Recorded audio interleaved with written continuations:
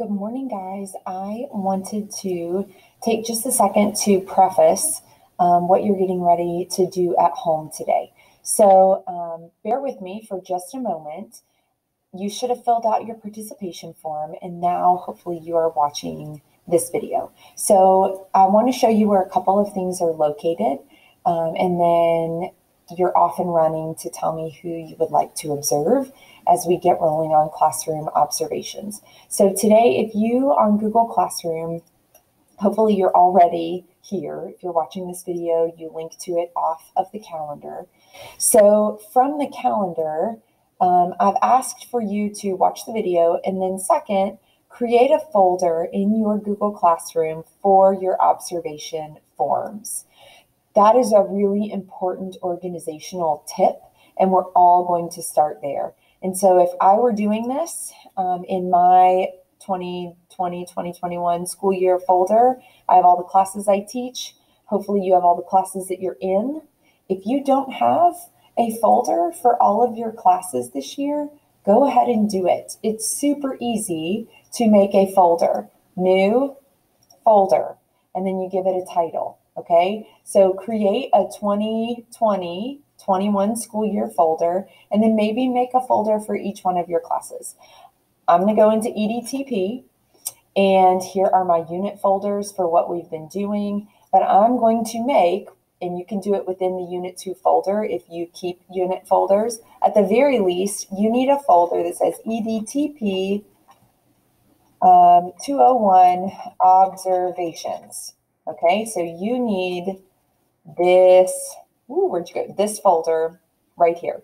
Make it for yourself today as you start into working through today's assignment. So make yourself an observation folder in your Google Classroom. And then, let's go back to the calendar. That would be the second bullet here. We did it. Then it says make a copy of this U of L form for your newly created EDTP 201 observation folder. And so if you open this document up, this is how you will record not really the ins and the outs of what you observed as you go through your observation process, but this is sort of like an overall record. And so you'll need to open this document, file, where are you? Make a copy, make yourself a copy, and then dump it into the folder that you just created specific to observations. You only need one of these, and as you do your observations, you'll come in and you will fill this out. If you observed on the 10th, you would come in 10-10, 20, placement site in OHS, grade level of students, depends on maybe you went to go see a 9th grade class, maybe it was an English class. You were there for 1 hour because that's how long our classes are. You give a brief overview of the things that were done in class. Who did you go see? Maybe you saw Miss Bowling. And then eventually, once we've done lots of our observations, we'll print this off, go back and have them sign it. So this becomes important for you to start tracking your observation hours, okay? So make a copy of this and dump it into your newly created folder. If we go back to the calendar, that was our third bullet, we're done. Now we need to make a copy of a different document and put it in that same folder. This is very similar, but has to also be done. Date of observation, school, teacher observed, time in, time out, staff signature. It's a bit redundant, but we have to do two. I'm not sure if one gets submitted to one department and the other gets submitted to a different at U of L, but we also have to document on this as well. And so you'll need to make a copy of this and drop it into your folder. And then to finish us out today, you're going to tell me who you want to visit at North. So the very last bullet is this form.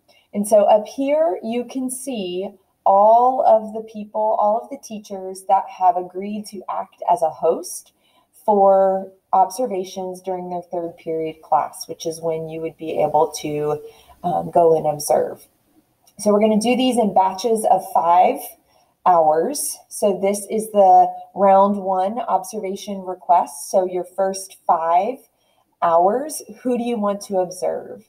Now, in looking at the list, you have the teacher's name, but then you also have what class they are teaching third period, so what class you would be able to visit. So if I went to see Miss Bowling, she teaches English 1 to 9th graders during her third period, so that's who you would be observing. So look at the list, and then you're going to come down here and you're just going to click which one do you want for, and it might not fall in the exact order of first observation, second observation, third observation, but it at least tells me I want to go see Miss Beck, and then I want to go see Coach K, and then I really like Miss Beck, so I want to see her again, and then maybe I'll see Miss Heiser, and I'll go back to Coach K because I really enjoy watching her. So you can pick multiple teachers, or I'm sorry, you can pick the same teacher multiple times if you would like. We have 18 hours that we have to do, so there's plenty of opportunity, at least hours wise, to see teachers multiple times. So if you will fill out this form, click submit at the end, that completes today's assignment, which really just gets us prepped for observations, which will happen hopefully starting next week. This week's a little bit wonky. If you look at your calendar, you can see that I don't see you for a day because of school testing. And so that's happening first through third periods. And so you don't actually come to third period class. Although seniors are not testing, you will be in a different place and space, and you'll be learning lots about the senior year. Balfour is going to come and talk. Senior advisors are going to come and talk, and then your counselors are going to come and talk as well. So on those testing days while everybody else is testing. So because we're a little bit more sporadic this week with testing, we won't start any observations this week, but we will start them next week. So once you have done all of those things, make yourself a folder, copy the 2 different forms into that folder to get yourself set up, and then tell me who you want to observe. Then you are done for today.